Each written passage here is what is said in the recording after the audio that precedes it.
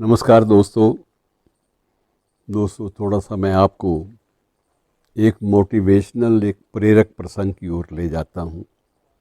प्रयास है मेरा, हो सकता है कि मैं सफल हूँ या ना हूँ। तो ये प्रयास जुड़ा हुआ है सम्राट अकबर के कार्यकाल से। सम्राट अकबर को जब ये किसी ने राय दी कि तुम जब तक नंगे पाँव चिश्ती के द्वार पर, गरीब नवाज के द्वार पर नहीं जाओगे तब तक तुम्हें कोई भी औलाद नहीं मिलेगी।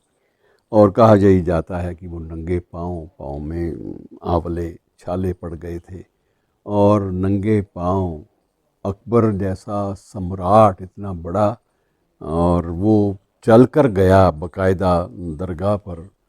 और दरगाह पर जाकर उसको अपने पाँव के छालों के बावजूद जो सुकून मिला वो इतना ज़बरदस्त था कि वो एक उसके चेहरे पे एक शांति, एक नूर टपकने लगा था। और जब भीतर से बाहर आया तो बाहर उसने खादिम ने पूछा कि हजूर कुछ मिला। तो अकबर ने कहा कि मुझे इतना कुछ मिल गया है आज, तो मुझे लगा है कि गरीब नवाज ने मेरी जो मांग है वो भी सुन ली है, मेरी इल्तिजा सुन ली है, और मुझे वो सब मिलेगा जिसके लिए मैं यहाँ पर उनके द्वार पर आया था। अब मैं इतना खुश हूँ कि मैं तुमसे पूछता हूँ कि तुम मांगो, मुझसे क्या चाहिए। तुम जो मांगोगे, मैं एक हिंदुस्तान का शहंशाह हूँ, मैं तुम्हें अता करूँगा। तो खादिम हंसा पहले, उसके बाद फिर उसने कहा, अरे तुम जिस जगह मांगने आए थे, जो एक भिखारी की तरह आए थे जिस जगह पे, और मैं तो उस जगह पे कितने बरसों से मेरी ज़िंदगी उसी जगह पे कटी है, और जो भी मुझे चाहिए होता है वो मुझे ये दे देता है। तो तुमसे क्या मांगना, जो खुद एक भिखारी की मानिंद झोली फैलाकर कुछ मांगने आया है, तुमसे क्या मांगना।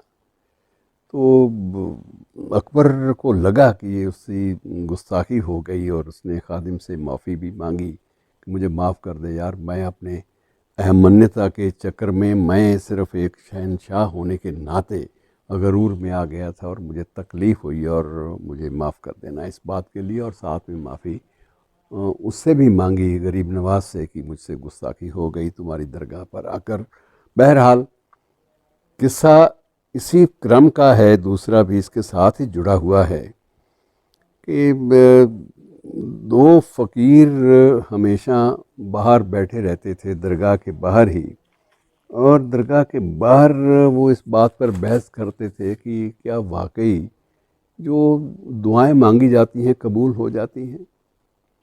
तो एक ने कहा नहीं, हो जाती है, मैंने खुद देखा, इस बात का चमत्कार भी देखा है, और तुम कहो तो मैं तुम्हारे साथ चलने को भी तैयार हूँ।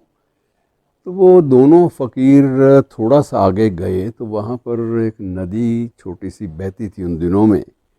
उस नदी के किनारे उन्होंने देखा कि दो व्यक्ति आए और उन्होंने हाथ उठाकर कुछ प्रार्थना की, और उसके बाद वो पानी पर चलने लगे, और पानी पर चलते चलते वो नदी के पार हो गए।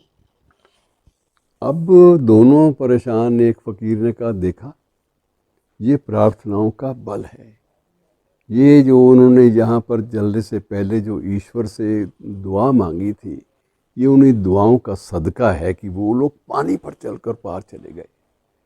अब इनकी इंतज़ार हमें करनी पड़ेगी, या फिर हम नौका लेकर पार जाएं और उनके पाँव पकड़ें और उनसे पूछें कि वो रास्ता हमें भी बता दो भैया।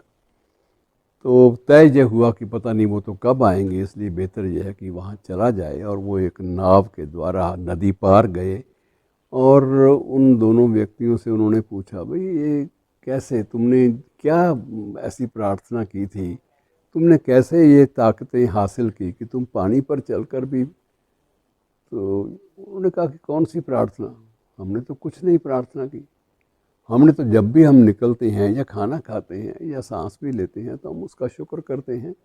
तो सिर्फ शुक्राना अदा ज़रूर हम करते हैं ऊपर हाथ उठाकर, बाकी हम कुछ भी नहीं करते। और हम यही गुजारिश करते हैं कि हे अल्लाह ताला, हमें ईश्वर की, हमें नदी पार जाना है और हमारे पास साधन नहीं है, तो हमारी रक्षा करना।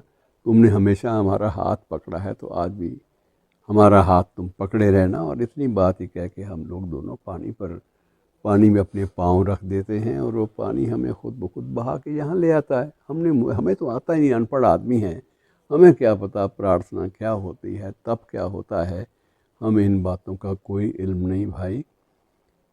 तो तब फ़कीर ने कहा कि मैंने तुम्हें कहा था ना कि ये दुआएं जो हैं इनमें बड़ा बल होता है, ये दुआओं की ताकत है जो पानी पर चलने की कुव्वत, शक्ति भी उनमें पैदा कर देती है।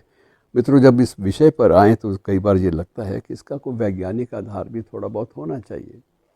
तो एक विज्ञानवेत्ता से भी प्रश्न किया एक व्यक्ति ने कि क्या कोई आधार होता है, तो उसने कहा बिल्कुल होता है। क्योंकि जब आप किसी ऐसी चीज़ का संकल्प लेते हैं या सोचते हैं और पूरे मनोयोग से सोचते हैं, तो आप ये मान कर चलिए कि चीज़ें बिल्कुल उसी ढंग से ट्रैवल करती हैं। आपके मस्तिष्क से दुआओं के ज़रिए उठने वाली तरंगें वो बहुत दूर तक यात्रा करती हैं, बहुत दूर तक ले जाती हैं और कहीं ना कहीं वही आपको अद्वितीय, अदृश्य सहारा प्रदान करती हैं। शुक्रिया दोस्तों।